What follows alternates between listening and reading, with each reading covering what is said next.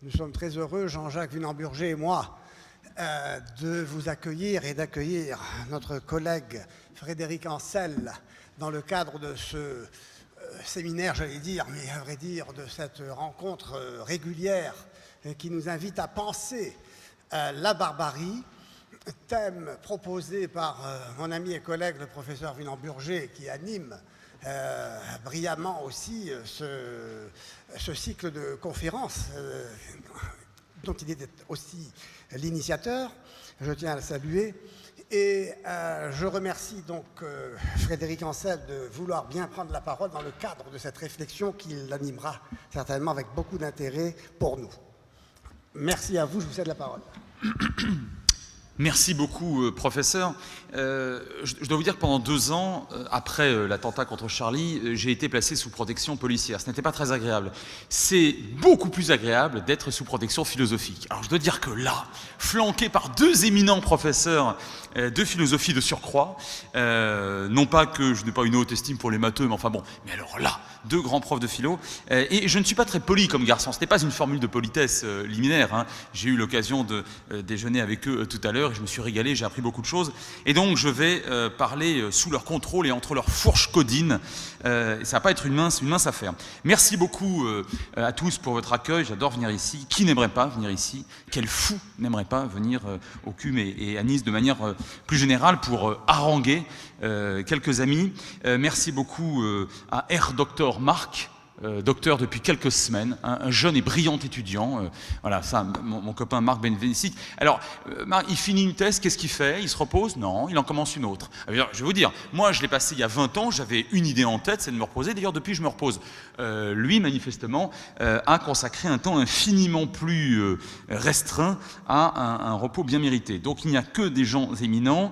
Je ne salue pas tous mes amis ici, Martine, bien évidemment, que j'embrasse très fort. Et puis, 2 petits rendez-vous pour les passionnés, d'une part, de la lutte contre le négationnisme qui consiste à nier la pire des barbaries, à savoir les génocides, que j'ai créé il y a 8 ans de cela, à la Paris School of Business de Paris, dans le 13e. Pour ceux que ça intéresse, je donnerai tout à l'heure les coordonnées. Elles se tiennent, les 8e assises se tiennent le dimanche 28 janvier, comme chaque dernier dimanche de janvier, bien sûr, dans quelques jours. Et puis, ceux qui aiment le soleil seront vraisemblablement lors du long week-end de la Pentecôte dans le Calvados, un très riant et très ensoleillé département métropolitain français, les 19 et 20 mai, pour assister aux 3e rencontre internationale géopolitique de la bien nommée Trouville-sur-Mer. Il n'y avait pas de géopolitique en Normandie jusque-là, ce qui était aberrant, comme une région extrêmement intéressante de ce point de vue-là. Donc n'hésitez pas tout à l'heure à me poser des questions si vous voulez venir à l'un ou à l'autre. Dans les 2 cas, l'entrée est totalement ouverte, il n'y a pas besoin de s'inscrire où que ce soit. Je voudrais intervenir en 2 parties, puisque mes camarades et collègues professeurs m'ont demandé, et je vais le respecter scrupuleusement, de ne pas dépasser 3h30 de temps de parole. Donc je vais réellement n'intervenir qu'en 27 parties. Commencez à avoir peur là, hein. Ça devient moins drôle tout de suite, hein. Les portes sont fermées, hein, de toute façon, donc vous ne sortez pas, hein. Je vais vous promettre d'essayer de ne pas dépasser 3/4 d'heure, 1 heure, sérieusement, et je vais intervenir en 2 parties. La première sera consacrée à ce qu'on entend par géopolitique, et la deuxième parce qu'on entend non pas par barbarie, car d'une part, je ne suis pas un spécialiste de ce phénomène et j'aurais bien trop honte d'intervenir sous l'éminent contrôle de mon cher voisin, mais de la guerre.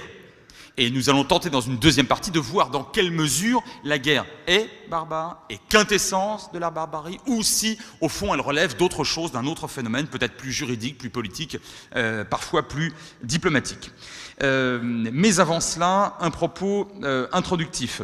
La géopolitique n'a pas eu toujours très bonne réputation, c'est le moins qu'on puisse dire, et nous devons cette sale réputation qui court parfois encore dans certaines universités et dans certains pans des opinions publiques européennes, occidentales ou autres, aux géographes allemands qui, depuis à partir de la fin du 19e siècle, avec Ratzel notamment, puis surtout au début du 20e et jusqu'en 1945 avec le général géographe Haushofer, ont dévoyé la géopolitique et en ont fait une discipline ultranationaliste, pro-domo, voire pire, et de 45 à 75 pratiquement jusqu'à mon maître, en géopolitique, Yves Lacoste, eh bien, le terme était littéralement interdit d'un point de vue moral et interdit d'un point de vue juridique et judiciaire dans le bloc communiste. Bon, c'était une science nazie.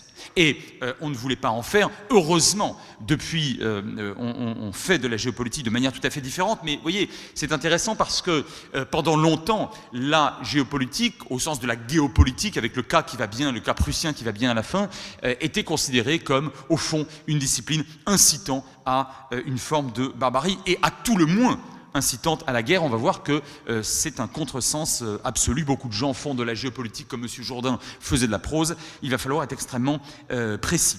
Deuxième point introductif, le terme de barbare et de barbarie. Alors, quand je l'emploie, et je l'emploie très souvent, dans mes ouvrages, mais à l'oral également, et je me surprends moi-même à l'employer parfois peut-être plus que de raison, c'est un terme qui est aujourd'hui très, très galvaudé, mais qui dans tous les cas de figure renvoie à une réalité extraordinairement négative. Un acte de barbarie, et d'ailleurs les lois prononce, dans le droit français, et dans la plupart des droits, je me suis renseigné, eh bien, le terme de barbarie existe. Et il s'agit de qualifier des actes considérés comme inhumains, mais que je qualifierais d'humains trop humains. Hein. Et les animaux, ne sont pas barbares, les animaux. Hein. On pourrait toujours en discuter. On a là, pour le coup, un débat philosophique devant nous, pour une prochaine fois. Mais la barbarie, elle correspond, elle est employée, le terme est employé à chaque fois qu'on veut disqualifier de manière absolument radicale et définitive un acte ou une politique. Or, il n'en a pas toujours été ainsi. Les barbares, et vous le savez tous, il y a que des gens cultivés ici, les barbares sous l'Antiquité grecque puis romaine, ne sont pas nécessairement des gens méchants. Bah oui, voilà. Ce ne sont pas nécessairement, et ce sont très rarement des gens extrêmement cruels. Entre nous soit dit, personne ne donnait de leçons de cruauté aux Romains eux-mêmes. Hein, donc bon, ils ne se qualifiaient pas de barbares eux-mêmes, n'est-ce pas? Donc, Attila, à l'extrême fin de la basse Antiquité, Attila était quelqu'un de barbare et d'extrêmement cultivé, qui connaissait parfaitement ce qu'on appellerait aujourd'hui ces humanités grecques et latines. Alors je vous renverrai, et c'est la fin de mon point introductif, car moi je ne traiterai pas théoriquement en profondeur cette barbarie, je vous renverrai à un dictionnaire qui a été publié il y a 1 an aux excellentes éditions des PUF, des Presses universitaires de France, profite pour faire un peu de pub, et par un jeune professeur extrêmement brillant, Bruno Dumézil, qui donc a dirigé une véritable œuvre qui s'intitule « Les barbares ». Alors vous avez des dizaines de contributeurs et c'est très intéressant parce que là, la subjectivité vous arrive, j'allais dire, en pleine figure de lecteurs attentifs et assidus. On est toujours le barbare d'un autre.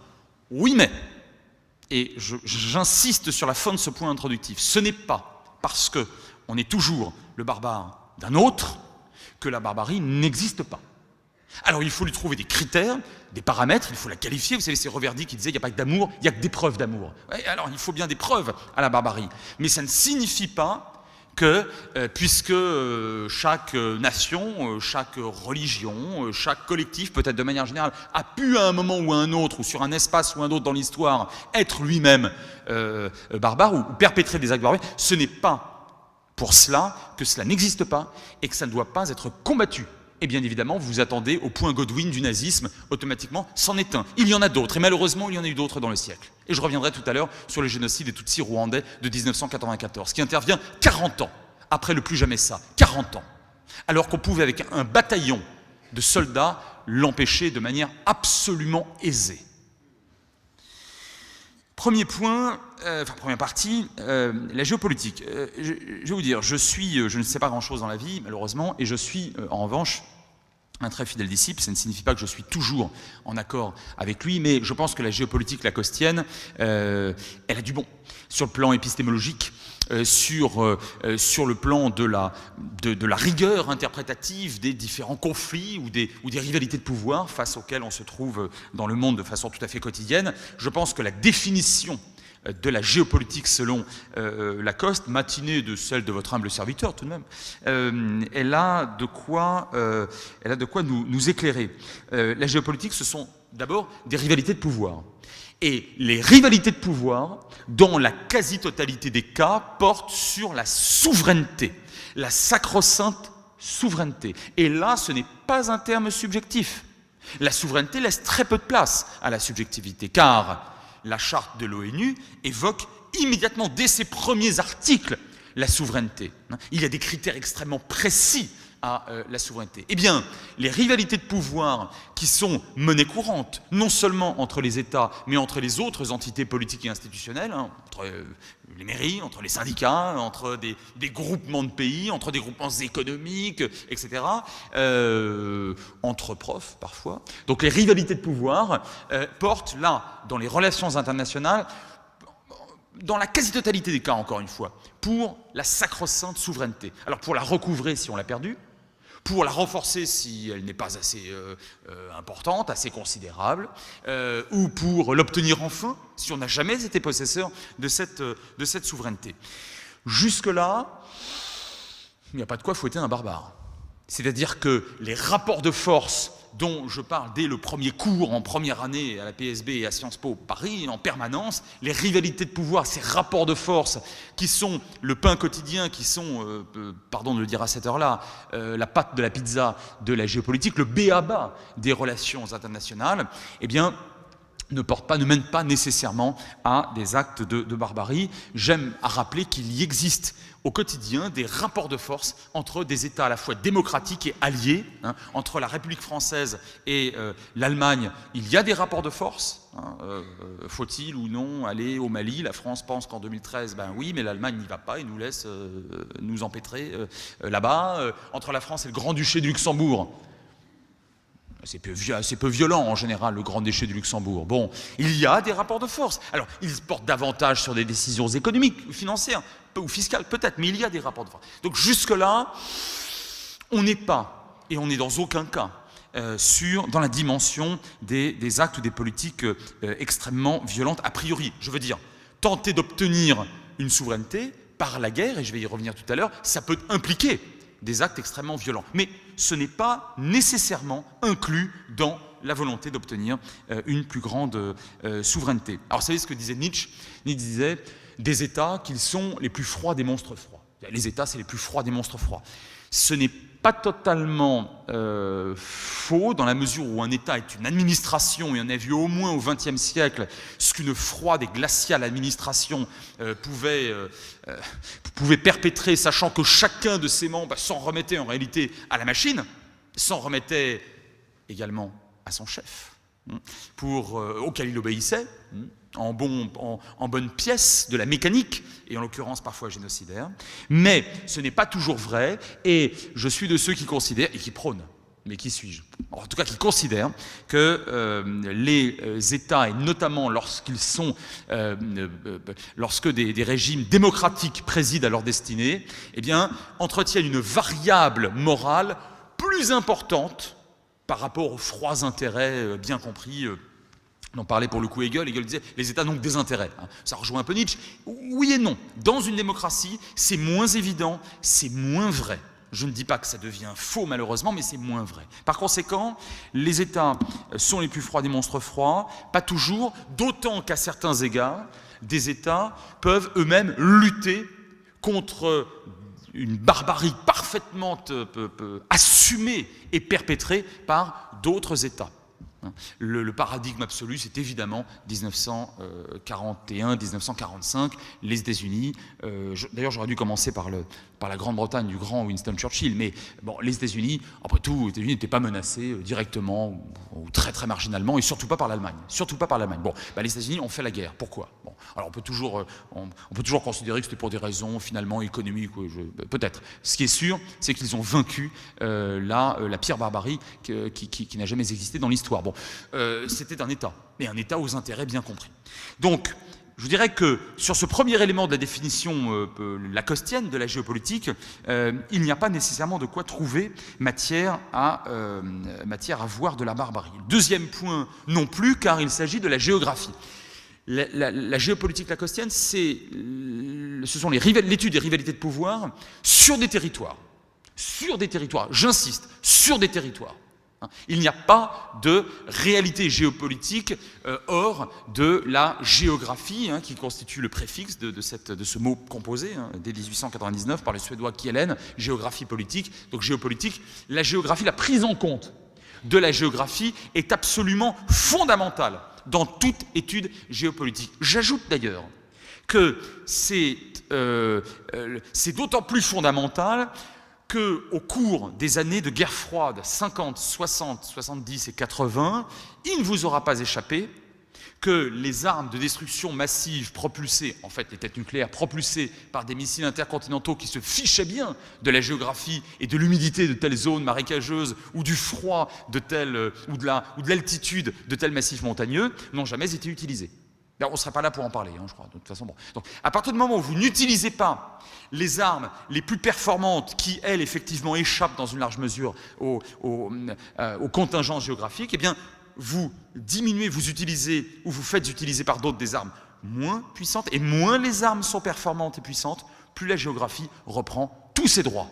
Et je dis systématiquement à mes étudiants que l'arme de destruction massive de la fin du deuxième XXe siècle, et peut-être même d'ailleurs du début malheureusement du XXIe, encore que la Syrie nous offre un autre cas de figure, mais en tout cas l'arme de destruction massive du deuxième XXe siècle n'a bien sûr pas été le nucléaire, n'a bien sûr pas été le chasseur-bombardier ou le navire de combat, mais ça a été la machette. La machette, l'arme de destruction massive, utilisée, maniée, à d'autres fins que celles originelles, par des gens pieds nus ou en tongs. Voilà. Et à moitié dénutris. Bon, donc on est, si vous voulez, on est dans des territoires où le PIB global et PIB par habitant étaient quasiment égal à zéro. Donc on est bien là sur autre chose. La géographie reprend toujours tous ses droits en géopolitique. Eh bien, la géographie en soi non plus n'implique pas une forme de barbarie. En revanche, troisième point de cette première partie et de ma définition lacostienne de la géopolitique, l'étude des rivalités de pouvoir sur des territoires, donc dans la géographie, et surtout de leur représentation, des représentations qui y sont attachées. La représentation en géopolitique est absolument fondamentale, et là, nous entrons dans le vif du sujet, car une représentation est une perception, 1, identitaire, 2, collective, 3, visible sur des temps longs, cher à Fernand Braudel. Identitaire, ça signifie qu'une représentation ne peut pas être tirée d'un sondage organisé, effectué telle semaine pour le compte de tel canard par tel institut, indiquant que sur un échantillon représentatif de la population française, dans 900 personnes, eh bien, les voitures allemandes sont plus solides que les voitures italiennes. On n'est pas dans l'identité. Je sais que certains font de leur voiture une identité, mais enfin, là, on est entre gens sérieux. On n'est pas. L'identité, c'est qui suis-je ? C'est moi-même. Et moi, dans mon collectif culturel, religieux, peut-être d'ailleurs à certains égards politique, ethnique. Je sais que c'est un gros mot, et bien je vais employer ethnique. Vous avez des gens qui se pensent appartenir à un groupe qui manifestement est de type ethnique beaucoup plus que politique ou religieux. C'est également, l'identité passe également par la perception de la terre. Comment j'envisage, comment je perçois la terre sur laquelle je vis, moi, mes ancêtres, ou en tout cas sur laquelle je vis, ou je viens vivre si mes ancêtres n'y étaient pas. À quoi correspond-elle ? Est-ce que c'est une terre nourricière ? Est-ce que c'est une terre protectrice ? Est-ce que c'est les deux ? Ah mais attendez, je ne la défends pas de la même manière selon qu'elle est protectrice ou nourricière. Je ne la défends pas de la même manière selon qu'elle m'a été donnée par Dieu ou pas. Etc., etc. Et vous comprenez bien ce que je suis en train de vous dire. Donc, l'identitaire, mais une représentation, c'est une perception qui est également collective, c'est-à-dire que des centaines de milliers, des millions, parfois des centaines de millions, 1,3 milliard de Chinois ou un petit peu moins, se représentent la Chine comme une forme d'empire du milieu, et comme, oui, une nation qui fut la plus grande durant des siècles et des siècles, contre laquelle il y a eu un complot, et en particulier des Occidentaux, mais qui maintenant va redevenir ce qu'elle était à l'époque, c'est-à-dire la première puissance mondiale. Ben, c'est vachement intéressant, vous comprenez. Je ne dis pas que 100%, je n'ai pas effectué de sondage, je ne crois pas qu'il soit très courant d'ailleurs en Chine, hein, mais à chaque fois qu'on rencontre, qu'on lit, qu'on rencontre dans les universités en France ou à l'étranger, qu'on se rend sur place et qu'on lit, qu'on écoute des Chinois, c'est quelque chose qui revient de manière assez récurrente, et pas seulement dans le discours officiel. C'est ça qui me paraît très important. Donc, collectif, identitaire, sur des temps longs, quelque chose qui renvoie, une identité qui renvoie à loin dans le temps. Écoutez, là, on peut commencer à parler de risques d'actes ou de politiques authentiquement barbares. Pourquoi ? Parce que si vous habitez sur l'île d'Ouessant et qu'un géopolitologue vient vous voir, micro en main ou crayon en main, en disant « Madame, monsieur, acceptez-vous de répondre à quelques questions ?» Bien sûr. Comment vous sentez-vous fondamentalement? Qu'est-ce qui vous fait vibrer? Pourquoi, en 2 mots, seriez-vous prêt à consentir au sacrifice suprême, comme on disait sous la Troisième République? Qu'est-ce qui vous fait vibrer? À quel collectif vous appartenez? Bref, quelle est votre identité profonde? Vous allez peut-être répondre que vous êtes d'abord breton, ou d'abord catholique, ou d'abord français, ou d'abord européen, peut-être d'abord insulaire. Bon, on ne sait jamais. Hein, bon. Mais selon votre réponse, on pourra en déduire quelque chose d'extrêmement intéressant. Pas fondamentalement géopolitique, parce que, Dieu merci, il ne se passe pas grand-chose de géopolitique au bout de la Bretagne. Posez la même question à un monsieur, car vous n'obtiendrez pas de réponse d'une femme, dans le grand quartier sud chiite de Beyrouth, le quartier de Chia. Demandez au monsieur qui est en face de vous, s'il accepte de répondre, quelle est son identité profonde. Selon qu'il va vous répondre, je suis d'abord chiite, ou d'abord musulman, ou d'abord libanais, ou d'abord arabe. Alors, autre chose, je ne sais pas, peut-être. Beyroutin, je n'ai jamais entendu. Bon, je suis allé plusieurs reprises au Liban. J'ai entendu surtout ces 4 représentations. Proche-orientale, j'ai jamais entendu ça de ma vie. C'est très occidental, ça, comme représentation. Selon celle des 4, mais peut-être qu'il y en aura d'autres à l'avenir, vous allez mieux comprendre quels seraient ou quels seront ses adversaires ou ses alliés lors du prochain conflit. Et si vous posez la question, ou que ce soit sur Terre, de la vision, de la perception, de l'appréhension de votre vis-à-vis, la personne que vous interrogez, sur tel autre collectif, eh bien, parfois, vous allez obtenir des réponses terribles, qui laisseront,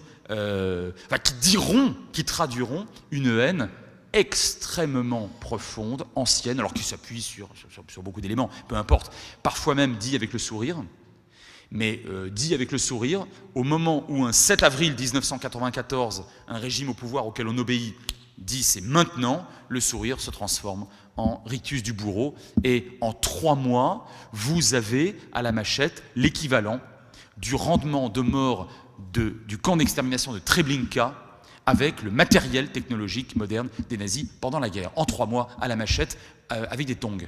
Bien. Donc, là, on comprend bien que les représentations, lorsqu'elles portent de manière excessivement négative sur un autre, avec un majuscule, sur un collectif voisin ou lointain d'ailleurs, hein, parfois même fantasmé.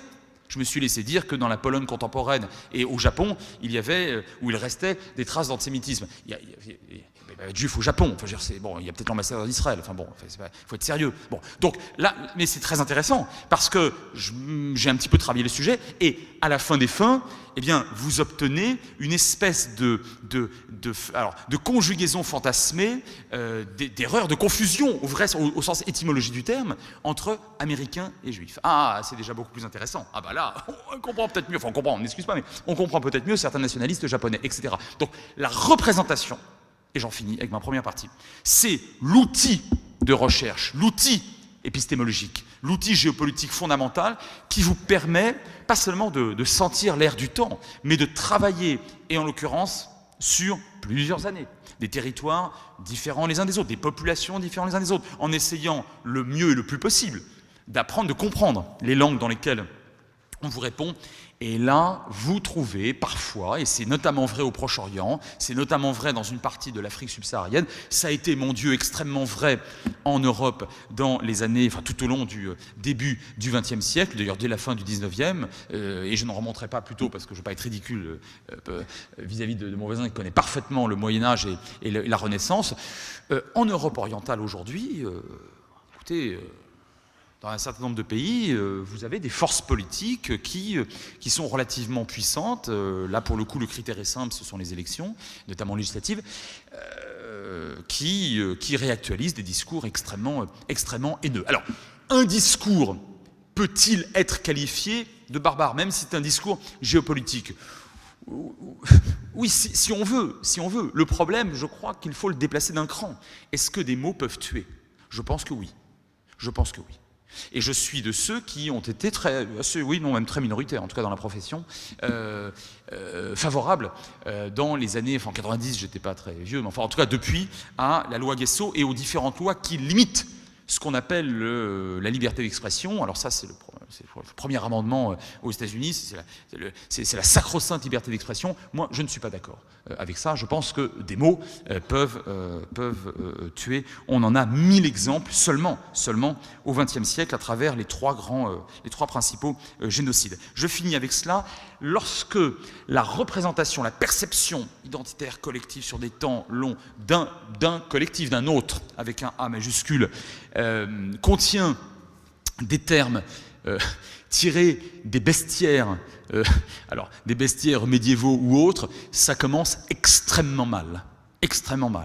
Lorsque vous déshumanisez l'autre, lorsque vous en avez la représentation de ne plus appartenir à la même famille humaine que vous, eh bien, vous l'écrasez comme on écrase un inyezi, c'est-à-dire un cafard, comme on dit en Kinyarwanda. À partir du moment où vous le voyez en dépit de sa réalité objective d'être humain, même s'il est détestable à vos yeux, pour plein de raisons, mais dès lors qu'il n'atteint même plus cette réalité humaine, alors la porte est grande, immensément ouverte à tous les types de barbarie et à la pire des pires, c'est-à-dire au crime des crimes. J'ai déjà nommé le génocide. Donc, diabolisation d'un collectif en tant qu'il est né quelque chose et pas en tant qu'il pense quelque chose. Et animalisation, au mieux, là, vous avez effectivement, malheureusement, dans une étude géopolitique, enfin malheureusement ou heureusement, parce que parfois ça permet à des diplomates, ça devrait permettre à des diplomates, des chercheurs, des hommes d'État d'alerter précisément sur le danger d'un génocide à venir, parce qu'un certain nombre de gens dans une population donnée et lors d'une crise particulière emploient de plus en plus des termes ouvrant à la barbarie. La deuxième partie, je voudrais la consacrer à un phénomène tout à fait passionnant, exclusivement humain, encore que mon ami Bernard Werber, grand spécialiste des fourmis, entre autres, m'a dit un jour qu'on pouvait parfois avoir que les fourmis pouvaient se faire la guerre. Bon, je veux bien. Enfin, si c'est le cas, alors c'est vraiment les seuls animaux. Je ne crois pas que les autres animaux se fassent la guerre. Les végétaux, les minéraux, on sera d'accord pour dire non. La guerre est une activité profondément humaine. Est-ce que la guerre équivaut à une forme de barbarie? Alors ça, je vais vous dire, pour moi, c'est un sujet extrêmement passionnant, et pas seulement passionnant façon grand salon parisien du 18e, où on aime bien faire fonctionner les neurones, et après quoi on prend un bon chocolat. C'est, me semble-t-il, une interrogation extraordinairement contemporaine, d'une part, donc pratique, terre à terre, et salutaire. Je pense personnellement qu'il faut distinguer le phénomène de la guerre et le phénomène ou la dimension, plus précisément, de la violence, et de la violence pure.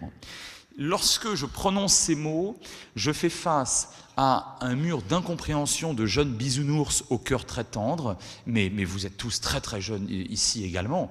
Mes étudiants n'ont bien sûr, Dieu merci, jamais connu la guerre. Alors une fois, bien sûr, j'ai eu un réfugié qui venait du Soudan, mais bon, enfin, c'est très très occasionnel. Bon. Mais l'immense majorité de mes étudiants n'ont jamais connu la guerre, aucun type de guerre.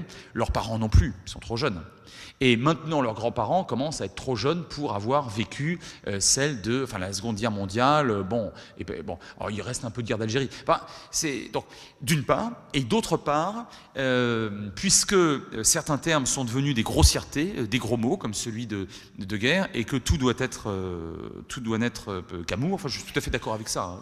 Simplement, moi qui étudie ces questions depuis un certain nombre d'années, je n'y crois pas. Eh bien, c'est très difficile. Pour ces jeunes gens, dont on était d'accord tout à l'heure pour dire qu'ils étaient assez démunis, moralement et intellectuellement, pour penser le phénomène de la guerre, je pense qu'il faut absolument distinguer donc la guerre, c'est-à-dire une activité régulée, entendez-moi bien, ne me cassez pas tout de suite la figure, une activité régulée où le crime n'est plus un crime mais devient une obligation, et la violence avec un V majuscule, la violence au sens pour le coup intrinsèque du terme. Je voudrais vous citer 3 personnalités absolument remarquables. Le premier est chinois, il a vécu il y a 25 siècles, donc ses ouvrages sont libres de droit, hein, les successeurs ne se sont pas manifestés. C'est bien évidemment le chinois Sun Tse. Alors, si vous voulez faire bien dans la haute société niçoise, vous prononcez Sun Tzu. Hein? Non, mais c'est cadeau, gardez-le pour vous. Hein. Sauf que comme je n'ai pas d'oreille, moi, c'est ce que j'entends lorsque j'ai des étudiants chinois au département étranger de l'ENA. Mais je n'ai pas d'oreille. Par conséquent, ça peut très bien être Sun Tzu. Je n'en sais strictement rien. Donc avant de crâner, ne m'écoutez pas et renseignez-vous auprès de vrais cynisants. Sun Tse, général d'active. Assez peu porté à la poésie, hein, si on en croit son traité, qui est le plus ancien traité de stratégie qui nous a été donné. Peut-être qu'un jour on en retrouvera dans une jarre au nord de la Mandchourie, mais pour l'instant, le premier qu'on ait, historiquement, c'est celui-ci. Il s'appelle L'Art de la guerre. Un petit traité très passionnant, je vous invite à le lire. Sun Tse, quand on le lit, on se dit, il valait mieux être son ami que son ennemi. Hein. Il n'a pas d'humour à la guerre. Voilà ce que dit entre autres Sun Tse, qui combat à l'époque des royaumes combattants. Donc c'est pas un général d'actif qui glande, c'était un général d'actif qui fait la guerre et qui prône et qui explique à ses congénères futurs, à la fois les généraux, donc lui, et les champs politiques, donc les souverains à venir pour les siècles et des siècles, jusqu'à nous, comment il faut remporter la victoire. Sun Tse dit la chose suivante. Il s'adresse aux souverains, à l'échelon politique, celui qui décide de la guerre ou pas, et si il décide de la guerre, il en décide également de la cruauté, donc de la barbarie ou pas. Si vous êtes irrité, si vous avez été insulté, attendez pour prendre parti que la bonne humeur ait succédé à la colère et qu'une satisfaction efface les effets d'une vexation. N'oubliez jamais que votre dessein en faisant la guerre est de procurer la paix à l'État et non d'y apporter la désolation. Vous avez à défendre les intérêts généraux du pays et non pas vos intérêts personnels. Et un peu plus loin, dans un chapitre qui intervient après, cette fois-ci il s'adresse au général, et il dit au général, livrer 100 combats et remporter 100 victoires, c'est bien, mais ce n'est pas le meilleur. Sans aucune bataille, immobiliser l'armée ennemie, voilà l'excellent. En agissant ainsi, la conduite du général ne différera pas de celle des plus vertueux personnages. Elle s'accordera avec le ciel et la terre, dont les actions tendent à la production et à la conservation des choses plutôt qu'à leur destruction. Jamais le ciel n'approuve à l'effusion du sang humain. C'est lui qui donne la vie aux hommes, lui seul doit être le maître de la tranchée. On n'a pas affaire, a priori, à un philosophe, en tout cas je pense qu'il n'avait pas passé son doctorat à l'époque, il ne connaît pas Athènes, c'est strictement impossible, il ne connaît pas la Révolution française, et d'abord je ne vois pas pourquoi je vous dis ça, les Chinois ne sont pas plus idiots que les Grecs de l'époque, les Athéniens de l'époque, donc on a là un niveau de conscience de l'ordre de l'exception. Voilà un général qui, à tout le moins, n'est pas un bourreau, et qui nous dit... L'effusion de sang, s'il faut en passer par là, on en passe par là, mais dans son traité, il n'évoque que la lutte contre d'autres soldats. Ce n'est pas ce qu'on appelle, mais on a le droit de le faire, mais ce n'est pas ce qu'on appelle couramment la barbarie. La barbarie implique non seulement un degré de cruauté particulier, mais de la part pour faire court, de forts face à des faibles, de gens armés, dont c'est d'ailleurs souvent le métier, face à des gens qui, pour le coup, ne sont pas armés au moment où le coup est porté. Jamais Sun Tse, dans son traité de stratégie, ne prône cette éventualité. Le deuxième personnage, infiniment plus contemporain, qui lui n'était pas général, mais historien, immense historien, Pierre Chaunu, alors, qui est un historien à la fois démographe, enfin c'est un historien pluriel en quelque sorte, tellement il a traité de sujets et de disciplines, et dans des disciplines différentes.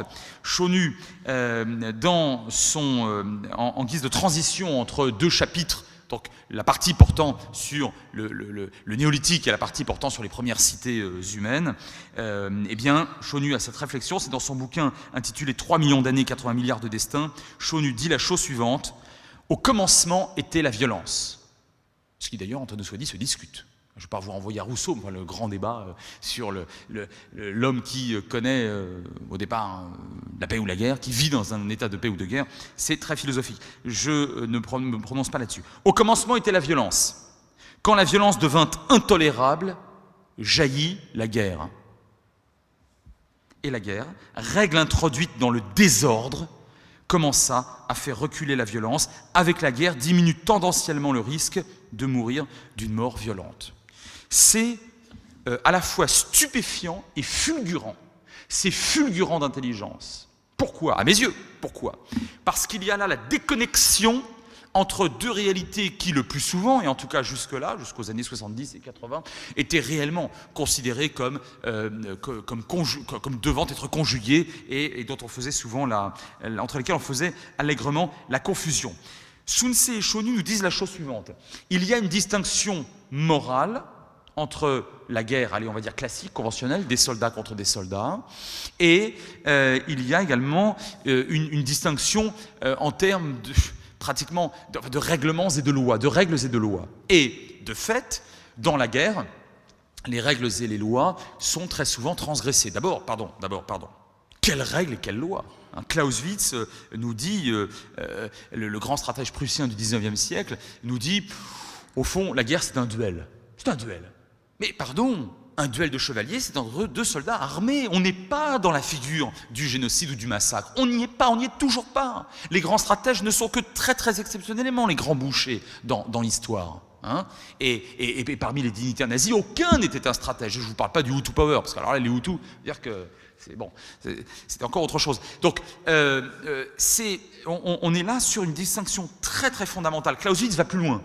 Clausewitz, il ne parle pas de morale. Il est beaucoup plus froid à certains égards que ne l'est Sun Ce. Mais Clausewitz, lui, il parle efficacité.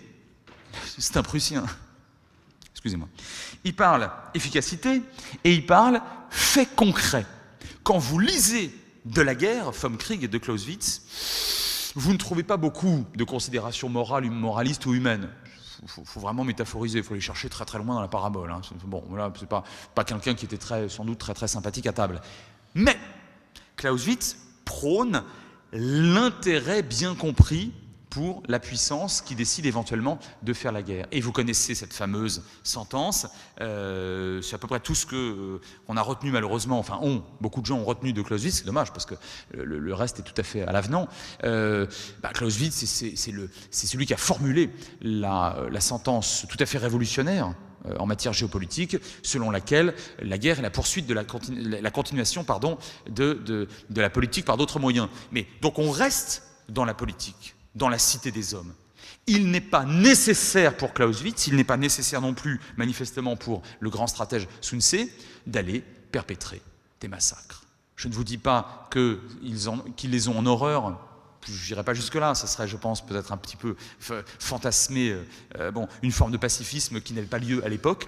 Il n'y a pas d'intérêt rationnel, pragmatique, froid, bien compris, à aller perpétrer des massacres et des génocides. J'ajoute un point important. C'est que parfois, lorsque vous faites trop ou mal la guerre ou avec trop de cruauté, eh bien vous faites peur aux autres États, aux autres entités souveraines qui se trouvent autour de vous et elles finissent par se coaliser. Et dans une certaine mesure, on peut considérer que c'est une variable explicative de la chute du nazisme et de l'entrée en guerre des États-Unis. Je dis bien que ce n'est qu'une variable explicative, je ne suis pas naïf, du moins je ne crois pas en matière géopolitique, mais ça a pu jouer.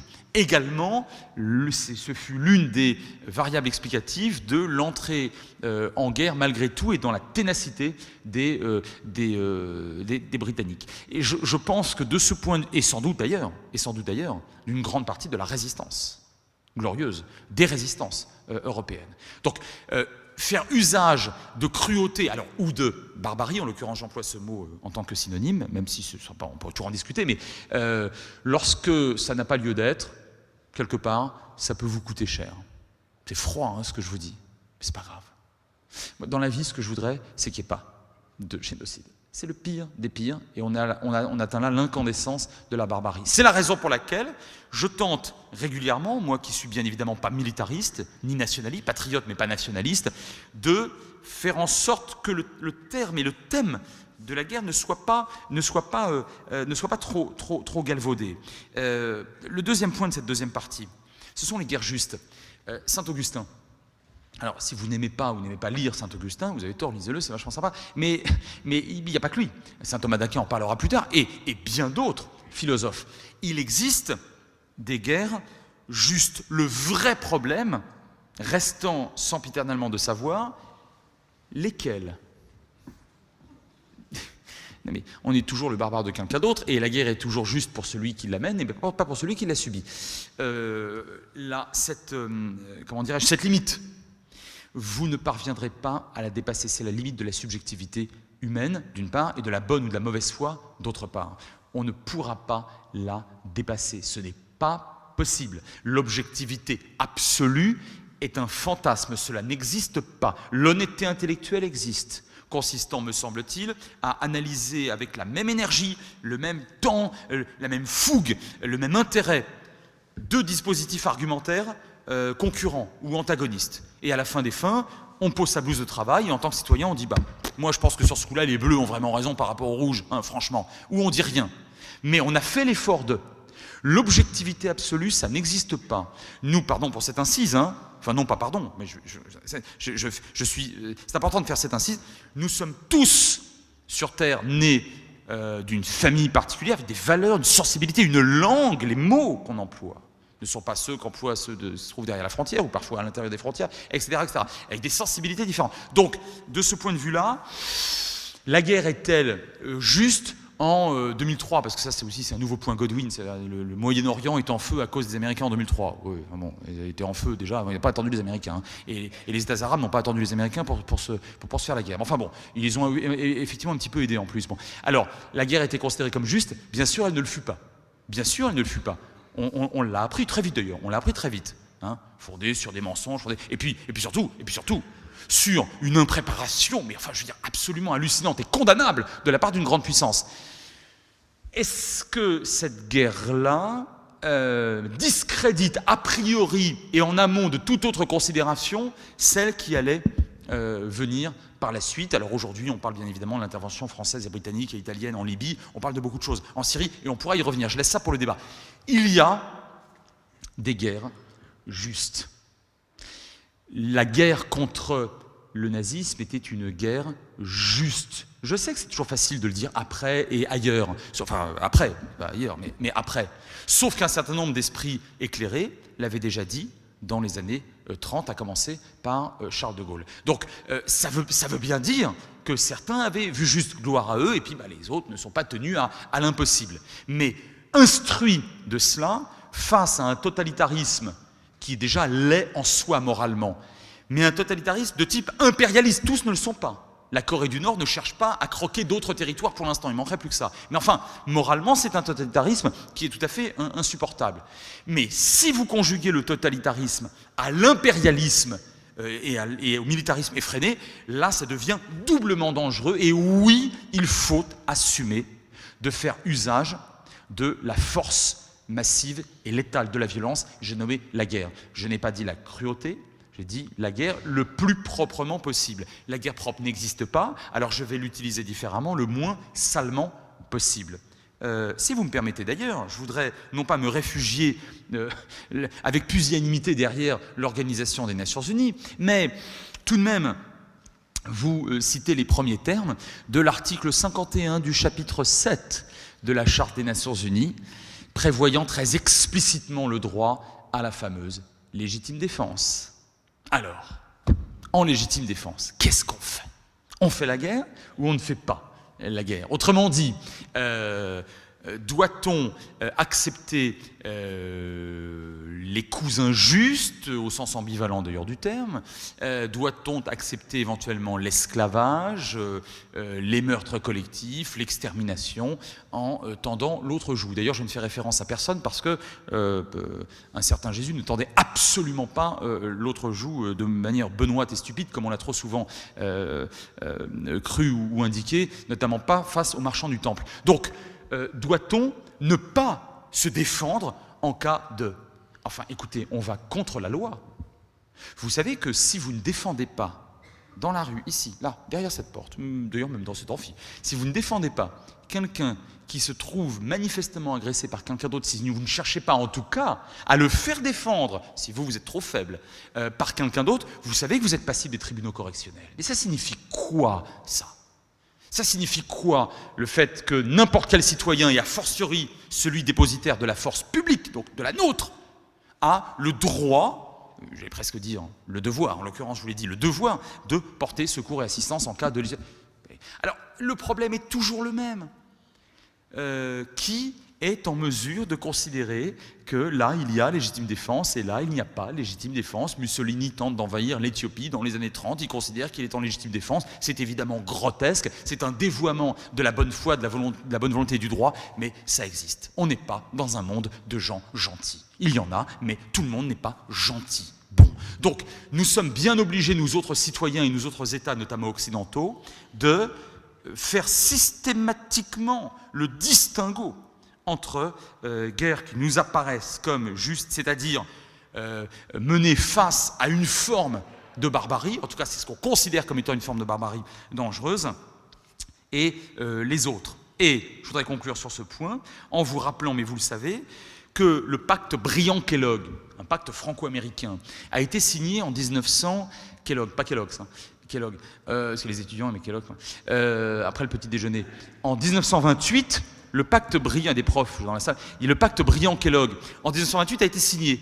Et vous vous rendez compte que ce pacte, c'est génial, ce pacte mettait hors la loi la guerre.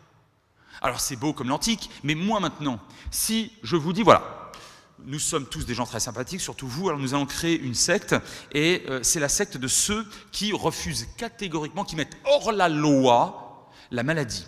Par conséquent, nous n'allons pas en parler, puisqu'elle n'existe plus. Nous la mettons hors la loi, nous la chassons de nos murs. Bien, donc elle n'existe plus. Si elle n'existe plus, on n'en parle pas. Et bien sûr, on ne se soigne pas. Hein? Donc, c'est idiot ce que je suis en train de vous dire. Et bien de la même manière, au sens gentil du terme, et bien de la même manière, Briand-Kellogg ne s'inscrivait pas dans la nature humaine. Là aussi, je m'inscris dans un débat philosophique. Je ne sais pas ce que c'est que la nature humaine, mais je crois pouvoir affirmer que la guerre en fait partie intégrante. Et qu'il faut par conséquent, plutôt que de l'interdire d'un revers de manche qui n'a pas de réalité, on l'a bien vu dans les années 30, qui n'a pas de réalité concrète, il vaut mieux tenter par petites touches. Moi j'aime bien Pissarro, moi je préfère Pissarro à Van Gogh, des petites touches, par petites touches, petit à petit, tenter de limiter dans le temps, de limiter dans l'espace et de limiter dans la cruauté le phénomène de la guerre. C'est-à-dire expurger la barbarie de la guerre, si tant est que ce soit possible, ce dont je doute. Mais quel autre horizon? Et notez qu'en 1928, ce pacte a été signé, mais qu'en 1945, les 45 ou 46 États indépendants de l'époque, aujourd'hui 193, ont tous signé la charte donc des Nations, soit l'ont créé, soit ont signé la charte des Nations Unies, et la charte des Nations Unies, comme d'ailleurs la Convention sur la prévention et la répression des génocides de 1948, et bien sûr la Déclaration universelle des droits de l'homme, interdisent tous ces textes qui fondent l'ossature, la colonne vertébrale du droit international et des relations internationales aujourd'hui. Tous ces textes interdisent non pas la guerre, aucun, vous m'entendez bien? Perdez pas votre temps. Aucun, lisez-les bien sûr, mais cherchez pas où la guerre est interdite. Ces Briand-Kellogg sont oubliés. En revanche, tous ces textes interdisent les crimes de guerre. On n'interdit pas la guerre car on sait que ce n'est pas réaliste. On interdit les crimes de guerre. Et bien entendu, les crimes contre l'humanité qui sont encore pires en quelque sorte que des crimes de guerre. C'est vachement intéressant. On est là dans une dichotomie qui est frappée au coin du réalisme et, me semble-t-il, plus intéressante que l'idée, encore une fois, utopique, belle mais saugrenue, de vouloir anéantir toute possibilité de se livrer à cette activité humaine qu'est la guerre. Dernier point avant de conclure, le crime des crimes. La barbarie des barbaries, je ne sais pas ce que c'est, hein, vous l'aurez compris, ce que c'est que la barbarie, mais je sais qu'un génocide, c'est barbare. Donc, vous voyez, je ne sais pas ce que c'est qu'une civilisation. Je le dis à mes étudiants, j'ai horreur qu'on emploie ce terme. Oui, mais je sais très bien qu'un Gabonais ne fait pas partie de la même civilisation qu'un Coréen. Je le sais et on le sait tous.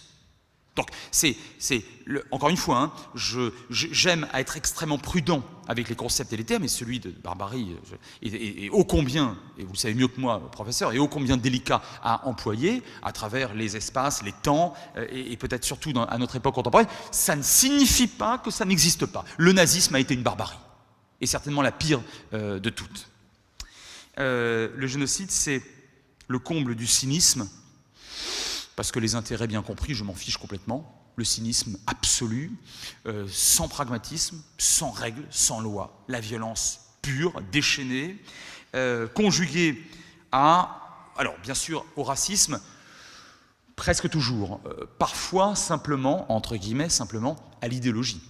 Les Khmers rouges ont abattu entre 1,5 million et 3 millions de leurs propres compatriotes, concitoyens, des gens qui parlaient la même langue, qui avaient les mêmes traits physiologiques généraux et qui étaient de la même, pour le coup, de la même civilisation, de la même religion, enfin de la même philosophie orientale pour l'essentiel. Et pourtant, ça a été... Alors, le terme de génocide pour les Khmers, c'est un peu particulier, peut-être si vous avez des questions, on y reviendra, mais bon, parce que ça n'entre pas bien dans la case de 1948, bon, mais de Raphaël Lemkin. Mais enfin, on peut admettre qu'il s'agit en tout cas d'une politique extraordinairement cruelle et barbare. Bon, c'était moins du racisme que de l'idéologie, une idéologie mortifère qui était l'idéologie maoïste et au-delà de ça, l'idéologie communiste, une fois au pouvoir. Je voudrais conclure en 3 mots, rapidement. Le premier, j'ai évoqué les guerres justes. Les guerres, elles sont justes lorsqu'elles permettent d'atténuer ou d'éviter la barbarie. Pour moi, c'est le critère principal. Parce que, évidemment, lorsque je m'exprime de cette manière-là, on dit toujours, d'accord, gros malin, c'est quoi une guerre juste? À partir de quand elle est juste? Ben oui. C'est un critère de définition tout à fait personnel. Hein. Mais vous voyez, on reste dans notre sujet. Il s'agit d'éviter le pire du pire. Le pire du pire, ce n'est pas la guerre, c'est la guerre sans règles, sans loi, voulue par un potentat qui, à un moment M, a la possibilité, parce que ça lui plaît, par racisme ou par haine, d'exterminer toute ou partie d'une population donnée. Bien. Deuxième point, conclusif, il y a, me semble-t-il, 3 possibilités de faire de la géopolitique. La première, c'est la cynique que j'ai tensée, que j'ai critiquée tout à l'heure, cette espèce de réel politique avec un cas à la fin. Au fond, vous savez, les géopolitologues ou ceux qui prétendent en faire, qui considèrent que, qui se dissimulent derrière le réalisme, la réalité. Oh, vous savez, ma brave dame, hein, l'homme est si méchant. Ah oui, mais c'est comme ah oui, une dictature, mais c'est comme ça. Bah oui, génocide. Qu'est-ce que vous voulez faire? C'est comme ça. Il faut tenir compte des réalités. Me semble-t-il, ces gens-là se dissimulent derrière le paravent valorisant du réalisme, mais en réalité s'inscrivent dans un cynisme absolument incandescent. C'est ce qui s'est passé avec une partie, malheureusement, de nos dirigeants entre 90 et 94, à l'époque du génocide des Tutsis rwandais, dans lequel la France n'a pas eu un rôle glorieux. Je formule la litote, vous l'aurez compris. Au fond, je me réveille le matin, j'entends à la radio qu'il s'est produit quelque chose d'épouvantable, ce que moi je vais qualifier de barbarie. Qu'est-ce que ça peut me rapporter? Qu'est-ce que ça va me coûter? Qui sont dans l'histoire mes copains? Qui sont les gens qui ne sont pas mes copains? Bon, moi, j'ai horreur de cette manière de faire de la géopolitique. Pour moi, c'est du cynisme pur, et en réalité, d'un point de vue, j'allais dire, même intellectuellement, ça ne va pas très loin. Il y a une deuxième façon de faire de la géopolitique. Elle n'est pas plus convaincante, alors elle est beaucoup plus sympathique. Étymologiquement parlant, elle est beaucoup plus sympathique. Elle est très humaine, humaniste même. C'est celle des French Doctors, quoi. Bon, Il faut intervenir partout dès qu'on peut, il faut intervenir et on peut toujours, pratiquement.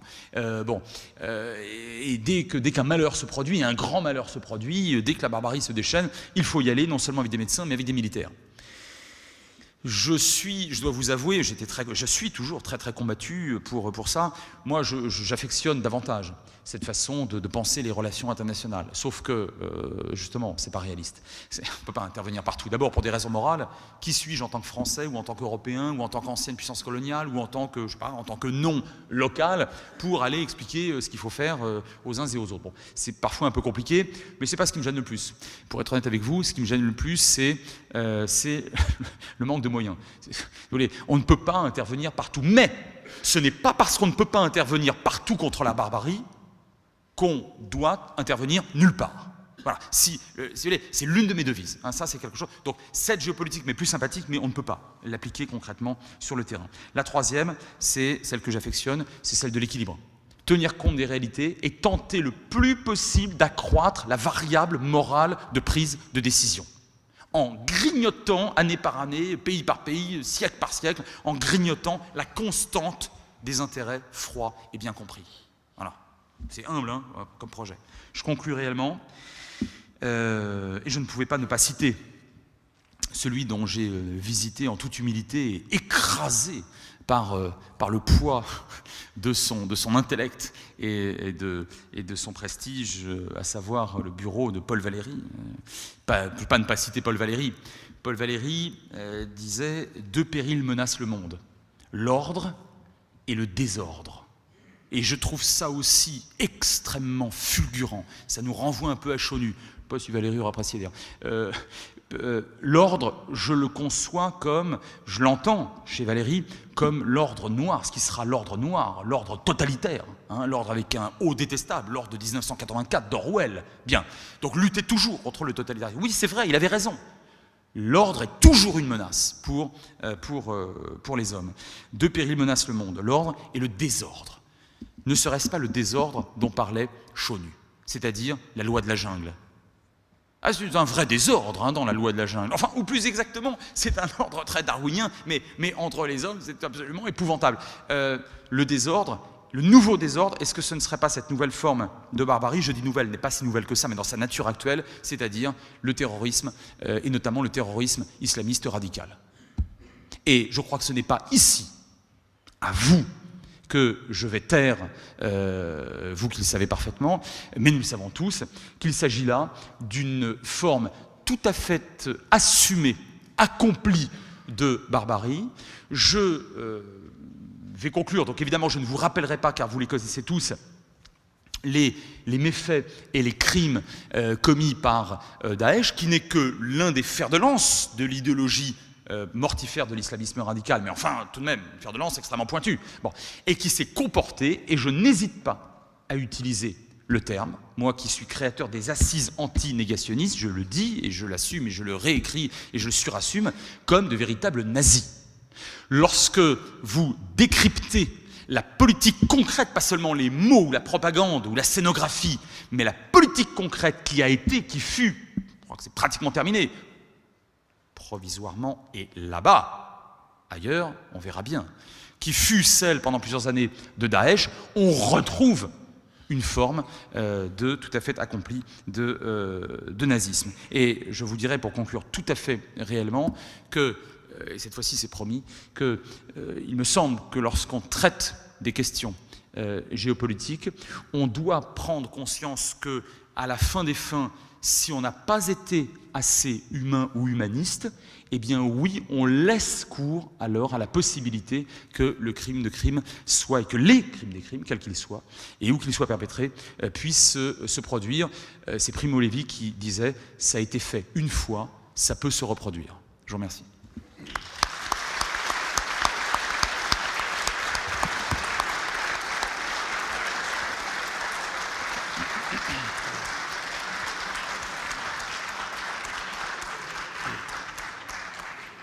Merci, cher Frédéric Ancel, pour cet exposé passionné, riche, dynamique, mais qui renferme aussi de la dynamite et qui va susciter certainement des questions Et je voudrais commencer par une question en vous laissant ensuite la parole, en laissant la parole à Jean-Jacques aussi tout de suite. Mais il y a une expression qui a attiré mon attention, qui m'a frappé, c'est que quand vous avez parlé de guerre juste, vous avez dit également que la guerre fait partie de la nature humaine. Et je n'ai pas pu m'empêcher de penser à ce qui est quand même un fondement de la philosophie politique moderne que l'on trouve chez Hobbes, à savoir une conception de la nature humaine qui définit l'homme comme un loup pour l'homme. Or, définir l'homme comme un loup pour l'homme, c'est exclure l'idée antique, ancienne, grecque même, formulée par Aristote, selon laquelle la société repose justement sur l'amitié naturelle entre les hommes, le semblable aimant naturellement son semblable, et que par conséquent, au commencement, il n'y a pas la violence, comme disait Chaunu, mais il y a peut-être une sympathie, c'est-à-dire savoir partager, souffrir ensemble, ou partager une joie ou une peine, qui fait la véritable société, qui fait le véritable lien social. Or, il me semble qu'aujourd'hui, précisément en voulant jouer sur cette idée d'une guerre qui serait naturelle à l'homme, parce que l'homme serait un loup pour l'homme, on rejette ce qui est finalement la réalité humaine, l'authenticité humaine, qui consiste précisément pour l'homme à aimer son semblable spontanément. C'est une réflexion que je vous soumets, ce n'est pas une question peut-être. En tout cas, je vous laisse la parole. Merci, professeur. Lorsque je parle de guerre, je dis que c'est l'une des activités, sinon l'activité la plus ancienne de l'homme, mais qu'au fond, elle est extrêmement rare. Vous en êtes troublé, cher professeur. Hein, vous en êtes troublé. Hein, troublé d'optimisme. Elle est excessivement rare. Bien sûr, tout est très subjectif, encore une fois. Rare par rapport à quoi, Ancel? Au regard de la multitude des rapports de force qui existent entre les différents collectifs. Si chacun de ces rapports de force avait dû se conclure par un affrontement guerrier ou militaire, mais enfin, il n'y aurait plus un seul humain sur Terre depuis longtemps. La guerre, on l'a fait très, très, très rarement. Dans l'absolu, ça ne veut rien dire, ce que je vous dis, en part relative des rapports de force qui sont quasiment constants. Ça, c'est la très bonne nouvelle. Hein. Donc c'est très ancien, il n'y a que l'homme qui l'a fait, ça c'est très embêtant, et c'est très ancien, c'est très ancien. Mais on l'a fait très rarement. Et pourquoi la fait-on très rarement? Et je vous rejoins totalement pour deux raisons. D'abord parce que les relations d'affection, j'allais dire, d'intelligence bien comprise, si je la fais, je risque de perdre. Allez, je préfère discuter. Bon. Mais également d'affection, d'amitié, d'amour, etc., jouent également et jouent à plein. C'est-à-dire que tous les jours sur Terre, il y a, je vais vous dire un chiffre tout à fait, qui n'a pas de sens et qui en a, 99,99% des actions humaines sont des actions d'amour. Je veux dire, avec ses enfants, avec ses parents, avec ses frères et sœurs, ou d'amitié, ou de respect. Alors, pour le coup, pour un barbare, pour un meurtrier, ou pour un chef meurtrier qui va perpétrer des actions violentes, combien tous les jours y a-t-il, regardez aujourd'hui, combien de sourires avez-vous fait, hein, qui la boulangère, qui a votre fils, qui a votre père. Bon, si vous voulez, je ne sais plus quel psychanalyste disait, en fait le sourire permet de montrer les dents, mais de façon pacifique, ça signifierait je ne t'agresserai pas. C'est marrant ça, alors depuis que je sais ça, je suis bon, béatement et benoîtement et stupidement, ça veut dire je ne t'agresserai pas. Donc vous avez raison, en réalité il y a beaucoup plus, Dieu merci, de traces et de réalités non belliqueuses, on va dire ça comme ça, que de réalités belliqueuses. Mais, un deuxième point pour vous répondre, le philosophe Glucksmann, qui est mort il y a quelques années, je l'ai entendu dire un jour d'une conférence à Paris, il disait, voilà, ce qui est triste à dire, c'est qu'il y a potentiellement, selon les contextes, le mot est lâché, selon les contextes, un nazi qui sommeille en chacun de nous. C'est terrible ça, c'est terrible ça. Alors moi j'étais offusqué, hein. J'étais offusqué. Hein. Voilà. Malheureusement, je suis de moins en moins offusqué. Et pourquoi je suis moins en moins offusqué? Pourquoi je pense que c'est de plus en plus crédible? Parce qu'en étudiant les grands totalitarismes, eh bien, on ne peut pas éviter de travailler bien sûr, sur les contextes, sur les terreaux, les fameux terreaux, et sur les contextes, et sur ces étoiles qui s'alignent, ou ces planètes qui s'alignent sur un même axe pour créer la catastrophe des catastrophes. Alors heureusement, elles ne s'alignent pas très souvent. Hein. Je pense que beaucoup d'entre vous ont lu La mort est mon métier de Robert Merle, bien. Rudolf Höss, le chef du camp d'extermination d'Auschwitz, avant qu'il ne devint chef de cette horreur absolue, mais pas avec les déportés, mais avec sa femme et ses enfants, c'était quelqu'un de parfaitement charmant. Bon, vous voyez bien où je veux en venir. C'est-à-dire que des contextes, et avant ça, c'était une espèce de raté absolu, comme d'ailleurs beaucoup de dignitaires nazis, mais enfin, il n'était pas très méchant. Dans les années 20, il n'y a pas de trace de méchanceté chez lui. Bon, donc, si vous voulez, malheureusement, les contextes sont et font beaucoup. C'est la raison pour laquelle je n'oublie jamais la dimension sociale. Vous ne donnez pas la possibilité à quelqu'un de manger, si vous voulez, vous en faites potentiellement quelqu'un de dangereux.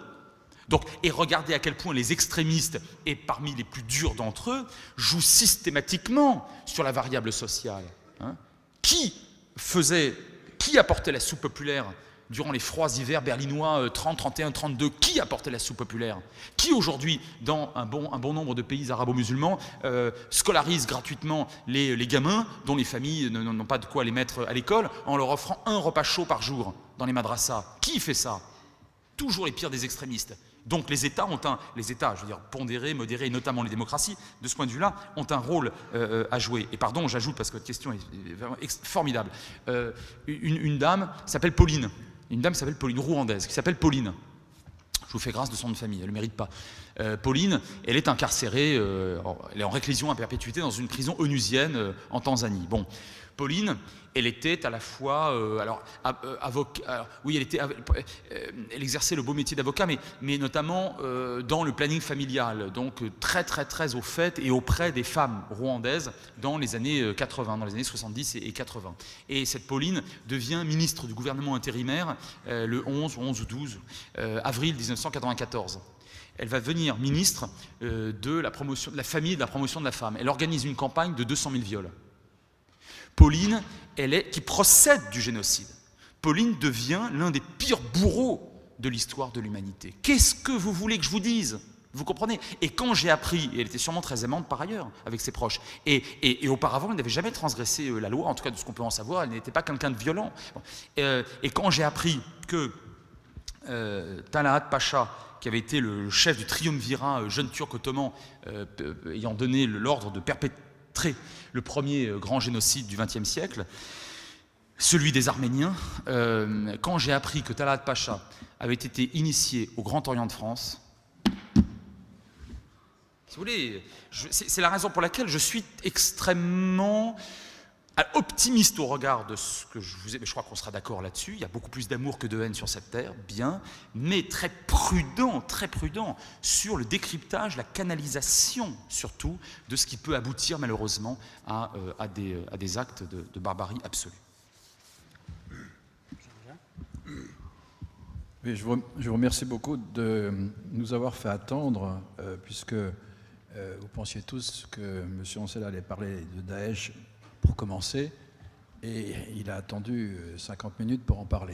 Et je crois qu'il a eu raison. Il a eu raison parce que précisément, pour comprendre le mal dont vous êtes en train de donner une illustration, il faut faire de grands détours. Il faut faire de grands détours de réflexion, et c'est bien un des objectifs ici, au CUM, d'organiser ce recul, cette prise de recul sur l'ensemble des phénomènes qui entourent les comportements humains, à la fois individuels et collectifs. Et je crois que votre position aujourd'hui était intéressante parce qu'elle reflète bien dans le fond notre ambiguïté qui est, alors à la différence de notre ami qui rappelait que l'amitié doit être préférée à la haine, c'est clair, mais vous avez quand même rappelé que la guerre est une composante de l'humanité. C'est un fait anthropologique qui peut-être distingue justement la dernière espèce arrivée des précédentes. Et donc là, on peut dire que c'est un réalisme de l'anthropologie. Mais en même temps, et à vous écouter, on sent bien la vibration morale, vous ne vous contentez pas de laisser à cette pulsion, mais très motivée, on va le voir, la liberté de se répandre, vous voulez la freiner. Vous voulez la freiner par dans le fond, un idéalisme moral qui consiste à introduire des motivations à travers la notion de justice, à introduire de la légalité, la notion de crime de guerre, et donc à essayer d'introduire, dans le fond, de la mesure dans cette humanité. Et dans le fond, votre intervention tourne autour du bon et mauvais usage de la violence, d'une certaine manière. Et votre réponse, et c'est là qu'on va peut-être essayer de creuser un peu, la guerre, en évitant la barbarie, qui devient parfois la guerre pour éviter la barbarie. Et là, il y a effectivement deux logiques qui ne sont pas toujours aussi distinctes que mon énoncé vient de le faire croire. Alors moi j'avais 4 petites questions, mais vous allez voir qu'elles font un tout. La première, c'est cette notion de représentation. Parce que quand vous avez dit la géopolitique s'intéresse effectivement à la souveraineté, au territoire et aux représentations. Et on sent bien que c'est de cela dont vous avez parlé. Le mobile de la barbarie, c'est-à-dire de la cruauté haineuse, c'est ça que j'ai retenu. Il faut cruauté et haine. Donc le mobile essentiel, c'est la représentation. Mais moi, je ne suis pas sûr que le mot représentation, qui est académiquement très, très, très bon, soit suffisant pour rendre compte du processus réel qui se passe dans l'esprit. De Pauline, par exemple. Alors vous avez, ou des Khmers rouges. Alors vous avez parlé de l'idéologie. Moi, je pense que, et l'exemple du radicalisme musulman aujourd'hui le montre, il faut un récit, pas qu'une représentation. Il faut se raconter des histoires pour se justifier dans cette violence excessive, dans cette violence illimitée. Et on voit bien que ce qui se joue aujourd'hui dans le terrorisme Daesh, c'est quelque chose que nous avons connu quand même dans le passé, c'est-à-dire une violence au nom de Dieu. Au nom de Dieu, parce qu'ils estiment non pas être de simples humains, ils veulent être des porte-étendards de Dieu qui fait régner une justice contre les mécréants. Et donc, il y a là un dévoiement d'un récit religieux. Et je pense que dans les différents millénarismes que nous avons connus, il a toujours été question de cela. Donc, est-ce que vous ne pensez pas qu'il faudrait un peu plus détailler, si je puis dire, la notion de représentation et y introduire un imaginaire narratif qui vient, d'une certaine manière, créer cet aveuglement, cette passion de la destruction de l'autre.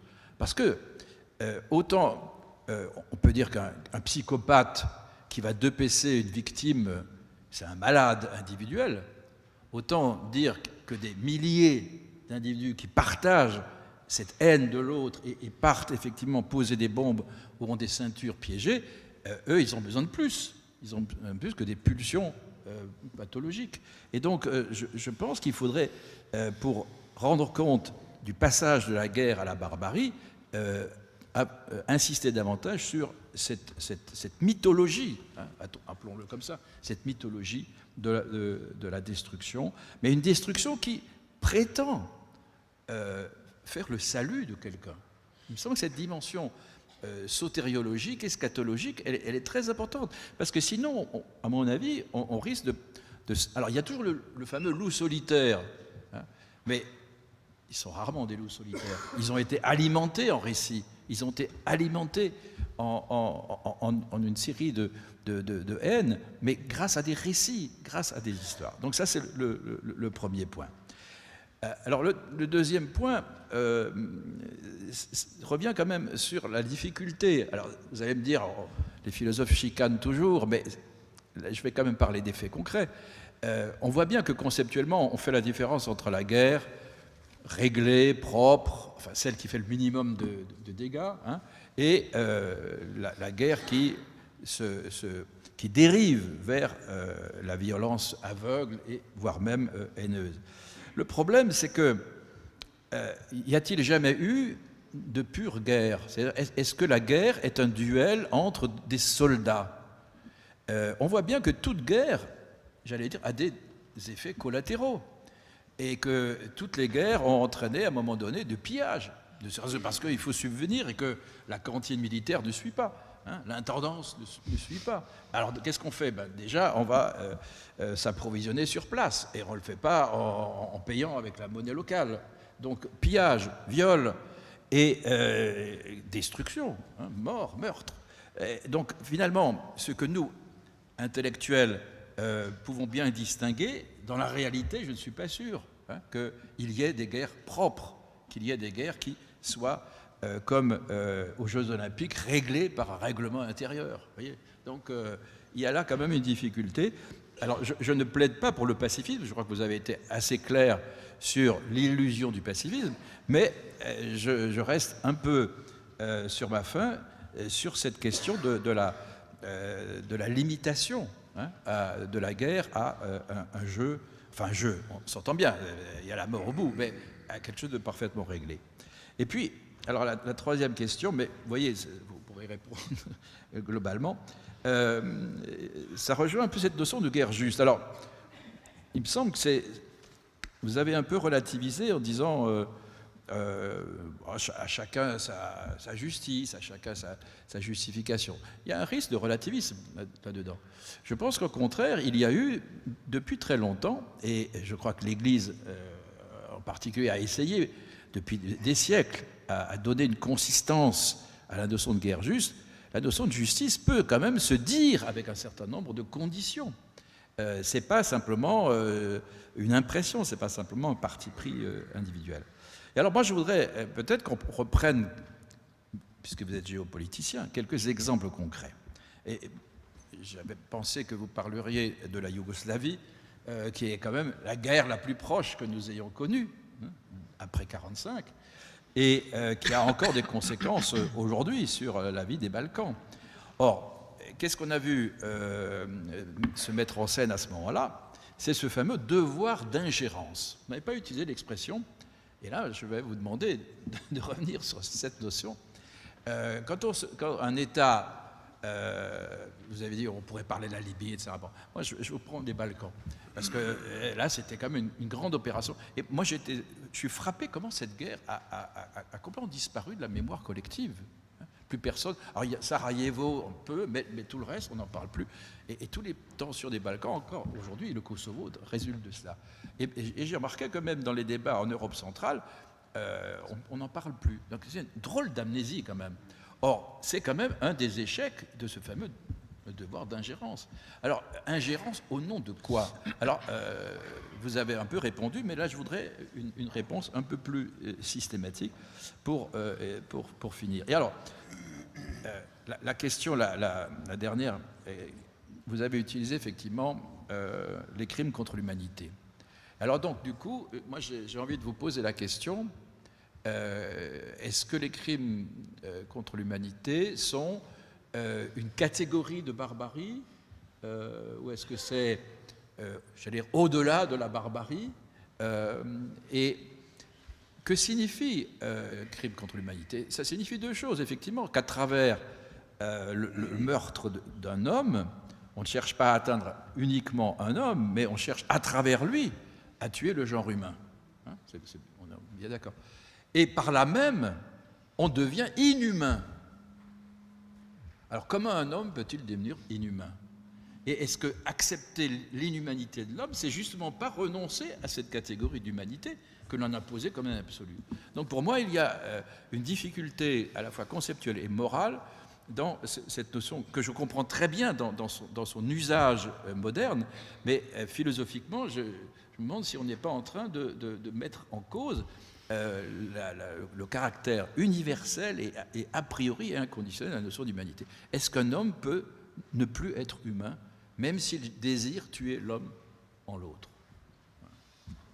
J'avais 3h30, hein, donc là j'en ai encore 2 heures. Vraiment, merci beaucoup, professeur, pour m'accorder. Comme à la cette- télévision, vous avez droit à 5 minutes. Formidable. Alors vraiment, non, je me régale beaucoup. Vous avez raison de poser toutes ces questions. Je vais m'efforcer d'y répondre. Oui, c'est vrai, la représentation, il ne faut pas la voir comme quelque chose de figé.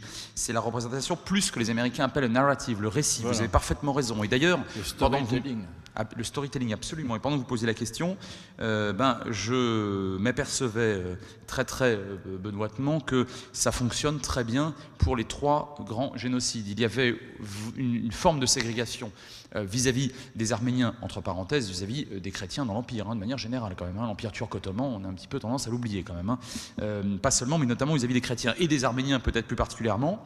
Mais au moment où on a inventé, car on a inventé leur dangerosité, ce n'était plus seulement des gens dont il fallait se méfier ou se défier dans les affaires commerciales, matrimoniales, que sais-je encore, ou cadastrales, mais là, c'était eux ou nous, tuer ou être tué, parce que prétendument le front russe approchait. Enfin, sauf que les premiers massacres à caractère génocidaire des Arméniens, ça a commencé en 1895, il n'y a pas de front russe. Hein. Donc bon, vous voyez, mais vous avez, donc, il y avait la représentation, elle était posée, et il y a eu effectivement un récit. Pareil pour les Juifs.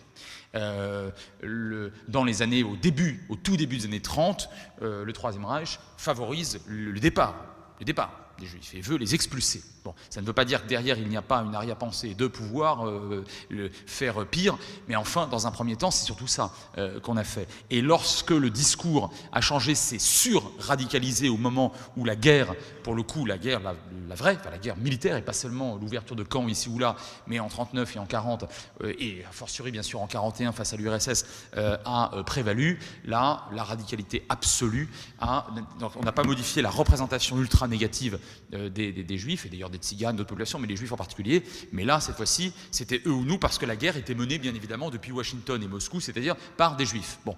Et troisième point, les Tutsis, alors là, c'est une évidence. On pouvait parfaitement être marié à un cafard, on pouvait avoir comme beau-frère ce cafard, boire une bière de banane encore la veille au soir avec lui, et considérer que vraiment c'était un ancien féodal, qui était quand même assez roublard, bref, qui n'était pas des nôtres, et du jour au lendemain considérer que c'était lui ou nous. Donc vous avez raison, le récit s'accroche immédiatement à la représentation pour créer les conditions du génocide, je vous l'accorde absolument. D'ailleurs, entre nous soit dit, la violence pure telle que j'ai pu la présenter tout à l'heure, c'est le cynisme pur, c'est un peu celui du personnage de Goethe, le capitaine Goethe, dans Le Diable et le bon Dieu de Sartre, à peu près le seul écrit de Sartre qui est plus ou moins compréhensible, à mon sens, et qui reste tout à fait, le théâtre de Sartre reste intéressant, le reste. Mais c'est Goethe, au fond, lui propose un marché absolument formidable, il prend la ville sans coup férir, il n'a pas besoin de se battre, il n'a plus besoin de payer la solde des soldats, lui-même ne mourra pas. Voilà, Heinrich un moine lui propose d'entrer dans la ville par traîtrise finalement, et il dit non, mais parce que c'est son bon vouloir. Enfin, je veux dire, et d'un cynisme absolu, parce que au fond, non, parce que je veux faire le mal. Il dit, pourquoi faire le mal? Parce que le bien est déjà fait, c'est Dieu, moi j'invente. Bon, là on est dans le cynisme génocidaire, si vous voulez. Bon, donc là effectivement, ça se passe de façon extraordinairement rare de cette manière-là. Vous avez effectivement des représentations plus un récit. La violence au nom de Dieu. Alors oui, mais le XXe siècle est celui de la violence païenne. N'importe quel massacre opéré par Staline, par Hitler, par Mussolini, par Pol Pot, par Mao, par le Hutu Power au XXe siècle, à lui tout seul, n'importe quel massacre d'importance, un solide, un vrai, équivaut au nombre de tués sur le bûcher de l'Inquisition pendant plusieurs siècles. Si vous voulez, moi je suis extrêmement méfiant de l'instrumentalisation de Dieu et ou de la religion, qu'il faut distinguer d'ailleurs, par le politique. Oui, très bien. On a entre chiites et sunnites aujourd'hui une instrumentalisation de la religion à des fins politiques. Non mais d'accord, très bien. Sauf que les génocides ont été perpétrés par des païens. Et ça, je pense que ça doit nous pousser, enfin moi en tout cas, ça me pousse à l'humilité lorsque on ouvre allègrement et avec sourire, et je vous recommande de le faire, en tout cas moi j'aime bien, les pages, à pas laisser comme entre les enfants, de Charlie Hebdo, vraiment les religieux, là, ils s'en prennent plein. Oui, ok, c'est pas forcément les pires bourreaux. Et ça, Mais aujourd'hui, dans l'islam, quand même. Ah bah oui, dans l'islam, C'est vous avez le raison. 21e siècle, alors. Mais c'est-à-dire que vous avez, non, mais vous avez 1,6 milliard ou 1,7 milliard de musulmans, et Daesh, ça aura été entre 20 et 30 000 bons hommes. Alors ça ne signifie pas qu'ils sont seuls. Il y en a eu d'autres ici qui n'étaient pas de Daesh. Il y en a d'autres chez Boko Haram. Mais si vous les agglomérez tous, ça fait encore quelque chose d'extrêmement dangereux, mais de relativement faible numériquement parlant. Cela dit, je vous l'accorde, dans l'islam, ça a pu se produire aussi dans le christianisme, le judaïsme moins quand même, enfin bon, dans le bouddhisme, en Birmanie, en ce moment, oui. en Inde, il y a des groupements qui se prévalent maintenant d'un hindouisme extrêmement revendicatif, qui n'ont pas beaucoup d'humour avec les musulmans. Bref, donc ça existe et vous avez raison, et aujourd'hui l'islam est malade de ça. Relisez l'extraordinaire livre de feu, le regretté Abdelwahab Medeb, qui était producteur sur France Q à l'époque, qui était remplacé par Abdenour Bidar, La maladie de l'islam, au Seuil, paru au Seuil en 2003. Bon, il vous explique parfaitement qu'est-ce qui, dans l'islam, peut générer du fanatisme totalitaire à incandescence. Malheureusement, ça existe aussi dans d'autres religions, peut-être pas toutes, mais dans d'autres religions et dans d'autres collectifs, y compris politiques. En tout cas, au XXe, ça pour le coup, les génocides, ils sont païens. Ils sont signés, ils sont païens. Les duels entre soldats. Alors, bien sûr, les dégâts collatéraux, à commencer par la maman du soldat. Voir à ne pas l'oublier, ou aux enfants du soldat. Après tout, ils y sont pour rien, et le soldat est tombé face à un autre soldat à la loyale. Ouais, mais ça fait une famille de malheureux. Donc, bien sûr, sur ce point-là, je vous rejoins. Mais, là encore, on peut tenter de limiter, encore une fois, le plus possible, pas totalement, le plus possible, la cruauté. Les armées napoléoniennes, et j'ai cru comprendre tout à l'heure entre la poire et le fromage, que vous n'étiez pas totalement contempteur de Napoléon. Enfin, vous ne m'avez pas dit lequel des deux. Dire.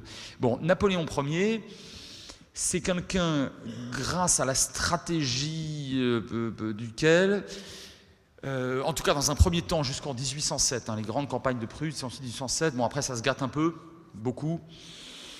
C'est quelqu'un qui exige de l'État, enfin de l'entité politique qui l'a vaincu, de payer l'intégralité des frais d'occupation du territoire par son armée. Donc dans un premier temps, les soldats de Napoléon payent ce qu'ils achètent dans les boulangeries locales. Je ne vous dis pas qu'il n'y a pas eu d'exaction. Mais par ailleurs, le discours de Napoléon, notamment pendant les premières campagnes d'Italie, qui furent les plus magnifiques d'un point de vue tactique et stratégique, dès 1796, c'est le discours de la veille au soir, lors de la veillée d'armes. C'était pas, contrairement à ce qui se faisait pendant des siècles, demain vous irez piller cette ville, elle vous appartiendra et tout ce qui est dedans, voilà, on lâche les chiens, de toute façon on ne paye pas la solde, donc effectivement vous avez raison, on n'a pas à manger, on se paye sur la bête. Napoléon ne disait pas ça. Napoléon, astucieusement d'ailleurs, disait vous allez libérer vos frères de la tyrannie. Oui, enfin, c'est quoi à partir de 1804, Napoléon, si c'est pas un tyran? Elle est bien bonne celle-là. Oui, mais il n'était pas considéré comme tel, en tout cas surtout pas par ses soldats. Donc, le discours napoléonien et la geste napoléonienne, dans un premier temps au moins, a préservé, dans une certaine mesure, des horreurs qui ont pu se produire dans la majorité des cas. Quant au Moyen-Âge, je donnerai juste un exemple qui me tient à cœur, c'est la guerre de 100 ans. Moi, le Moyen-Âge, j'ai toujours appris, étant petit, j'ai toujours été passionné par l'histoire, que c'était une période de guerre, de peste, d'humidité. Je ne sais pas, c'est pas plus humide à Nice qu'aujourd'hui. Enfin, à l'époque, aujourd'hui, je ne sais pas pourquoi c'était toujours forcément humide dans les châteaux. Bon. Et où les gens étaient tout à fait dégoûtants. Bon, dégoûtants sans aucun doute, mais la guerre de 100 ans, c'est 4 engagements, 4 batailles. Et chacune dure quelques heures, jamais 2 jours. Jamais 2 jours, quelques heures. 4 batailles. À chaque fois, vous avez ici 10 000 hommes, là 15 000, parfois vous avez moins que ça. À Azincourt, il y a 2-3 000 Anglais. 4 batailles. Ça ne veut pas dire qu'il n'y ait pas eu des pillages ici et là, les grandes compagnies du Guesclin. Mais enfin, encore une fois, mon Dieu, quand on met en relief cette période pas de l'ensemble, et d'ailleurs, j'ajoute que sur 2-3 siècles du bas Moyen-Âge, notamment 10e, 11e, globalement, il y a eu plutôt moins de guerres et plutôt moins cruelles et moins de grandes invasions qu'auparavant. Quand on met ça en relief par rapport au 20e, enfin, c'est des feux de camp entre copains, entre scouts, quoi. Vous voyez, on se donne un coup de canif sans faire exprès, j'exagère évidemment. Vous voyez, donc oui, vous avez raison. On peut néanmoins essayer de faire mieux. Les guerres justes, je suis surtout pas celui qui va relativiser. Le relativisme culturel et politique, j'en ai une sainte horreur, je le combats en permanence. Donc bien sûr, vous avez raison, la consistance, oui. Mais c'est-à-dire qu'il faut bien évidemment des critères. Pour moi, la guerre juste, c'est pas seulement celle qu'autorise l'ONU. Parce que l'ONU, je veux dire, c'est un cénacle, c'est un forum entre grandes puissances. Voilà. Alors s'il y en a une qui n'est pas d'accord avec les 4 autres, vous savez très bien comment ça se passe entre membres permanents, et bien la guerre elle se fera ou elle ne se fera pas. C'est pas pour ça qu'elle sera juste ou pas. Ou alors si ça tient à un chiffre, à une arithmétique de 4 contre 1 ou de 3 contre 2, alors si vous voulez, ça c'est l'effondrement spirituel, d'accord. Bon, bah donc il faut aussi autre chose que le simple, entre guillemets, droit international. Et de ce point de vue-là, oui, bien sûr, la guerre juste doit le plus possible permettre d'éviter les pires horreurs. Je note que l'Église avait, dans sa sagesse, pas toujours été sage, mais dans sa sagesse, au Moyen-Âge, avait créé la trêve de Dieu. La trêve de Dieu. Le dimanche, on ne se battait pas. Sauf que la grande bataille de Bouvines, elle a eu lieu quand ? Le dimanche. Et voilà. Et donc, pas plus mal, parce que ça a été finalement le royaume de France qui l'a emporté. Enfin, en tout cas, on ne lui obéissait pas forcément. La Yougoslavie... Juste, je pensais quand même à cette dérive de l'ordre moral. Certains pensent que les Américains sont dans un ordre moral de justiciers de la planète et de gendarmes du monde. Et certains pensent qu'eux, ils abusent justement de cette notion de guerre juste. Ah oui, oui. Vous savez, quand exemple à titre provocateur. Non, mais c'est pas vous. Est-ce que là, il n'y a pas... Oui, bah écoutez, récemment un sociologue britannique disait quand on dispose d'un marteau, on a tendance à voir tous les problèmes comme des clous. Alors, mais alors ça, cher professeur, c'est valable d'un point de vue strictement géopolitique avec la plupart des puissances, petites, moyennes, grandes, à partir du moment où en face, la puissance qui nous gêne est moins forte. Bon, on se dit après tout, pourquoi pas avoir recours à ce que Clausewitz propose dans sa boîte à outils. Après, avec les États-Unis, c'est autre chose. Ils sont dans le vrai, ils sont dans le juste. Ils pensent que c'est le second coming, ils reviennent, hein, c'est le second épisode mosaïque, en quelque sorte. Eux aussi ont traversé la mer, qui s'est ouverte, enfin l'océan, bon, ils ont vogué dessus, enfin bon. Eux aussi ont été persécutés, chassés par quelconque pharaon européen ici ou là, qui catholique, qui anglican, qui protestant, bref, mais chassés pour des raisons religieuses, hein, ça continue à marcher. Et ils sont arrivés sur une terre où coule le lait et le miel. Tout pousse aux États-Unis. C'est leur mythologie. Mais bien, mais complètement d'origine d'ailleurs religieuse. Ouais. Enfin, en tout cas, non, mais vous avez totalement raison. Alors ça, plus la capacité de... Ah oui, c'est compliqué. Surtout quand, à la magistrature suprême, vous avez des gens, comment dirais-je, pour ne pas les vexer. Voyons ils n'écoutent pas. Voilà. Donc pas toujours extraordinairement crédibles ni tout à fait cohérents. Et je vous cède la parole, le devoir d'ingérence, bien sûr, le devoir devenu droit d'ingérence. Bah ça, c'est la deuxième façon de faire de la géopolitique. Vous voyez, tout à l'heure, je la moquais pas. Hein, je vous disais l'apprécier, mais enfin, je vous disais qu'elle n'était pas suffisamment réaliste. Peut-être, et j'étais un peu trop loin, parce que Kouchner, dont souvent on ricane, bien sûr. Enfin, on ricane de Kouchner, mais Kouchner, à 18 ans, 20 ans, risquait le paludisme, le choléra et plus si affinité, donc les balles des soldats. Moi, à 18-20 ans, au Café de Flore, à Paris, je risquais pas grand-chose. Donc, moi, j'aime beaucoup ce bonhomme. Hein. C'est quelqu'un dont le parcours, on peut être d'accord ou pas avec certaines prises de position, ou avec des façons de faire, mais enfin, son parcours s'est traduit par une modification du droit international. Hein. Je vous le dis en un mot et en une date, en fait, 2005. L'ONU, l'Assemblée générale de l'ONU, dans une rarissime unanimité, vote une résolution. Alors vous me direz, elle n'est pas contraignante, hein, c'est pas de chance, hein, c'est l'Assemblée générale. Bon, oui, vous allez dire, après ça a été quand même validé par le Conseil de sécurité, qui s'intitule « La responsabilité de protéger ». Responsabilité de protéger. Bah, si ça, c'est pas... Donc vous avez tout à fait raison. Si ça, c'est pas de l'ingérence, et moi, je m'en félicite, bien évidemment, de façon ouverte. Enfin, le crime contre l'humanité, c'est ce que vous avez dit, et ça s'inscrit aussi dans pas seulement dans du quantitatif et du qualitatif. À partir d'un certain nombre de morts, ça devient le crime contre l'humanité, mais certains juristes se sont appuyés sur un nombre de tuer pour qualifier oui ou non un crime de génocide. D'ailleurs, vous citiez tout à l'heure la Yougoslavie, Srebrenica, ça a été considéré comme un génocide. Il y a eu, entre guillemets, mon Dieu, que 7000 personnes assassinées, et c'était que des hommes, les femmes et les enfants ne sont pas partis. Bon, alors, oui, mais enfin, bon, c'est quand même tout ou parti. Ben là, c'était parti d'un collectif pour son origine, sa race, sa religion. Bon, donc, ça a été considéré comme un crime de génocide. Il y a aussi un troisième point, il y a celui que vous avez dit, il y a celui-là, quantitatif, et il y a un troisième point, c'est le crime hors état de guerre, hors état de belligérance. Et l'une des distinctions que le droit international fait entre crimes de guerre et crimes, c'est crimes de guerre. D'accord, il y avait la guerre, mais vous n'étiez pas obligé de faire ça. Il s'était rendu, pour faire court. Donc, je ne sais plus si c'est 10 ans ou c'est 20 ans, mais ce sont des crimes prescriptibles.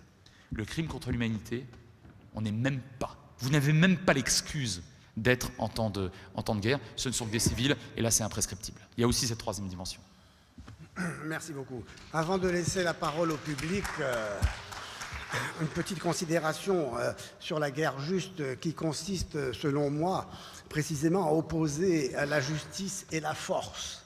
Or, on peut trouver une alliance de la justice et de la force en sacralisant la loi de telle manière que la violence pourrait se trouver du côté de la justice, cette fugitive du camp des vainqueurs, comme disait Sophocle, de telle manière que la loi du plus fort est toujours la meilleure.